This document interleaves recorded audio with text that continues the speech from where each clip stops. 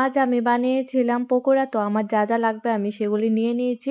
বাঁধাকপিগুলো ভালোভাবে জল দিয়ে ধুয়ে নিয়েছি, তারপর লবণ দিয়ে ভালোভাবে মেখে নিয়েছি। তারপরে এগুলো থেকে অনেকগুলো জল উঠেছিল, তো আমি একটা ছেঁকে অন্য একটা পাত্রে রেখে দিয়েছি।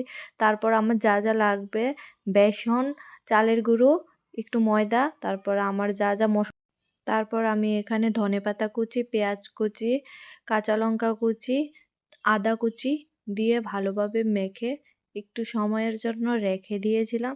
তারপর আমি চুলাটাকে জ্বালিয়ে নিয়েছিলাম। তারপর তেলটা গরম হয়ে গেলে তেলের মধ্যে ছোট ছোট সাইজ করে আমি পকোড়াগুলি দিয়ে দেব। তো এখানে আমার পকোড়াগুলি ভাজা কমপ্লিট হয়ে গেছে। তো আমি এগুলিকে তুলে নিচ্ছিলাম একটা পাত্রে। তো এগুলি সবগুলি আমি করে নিয়েছি।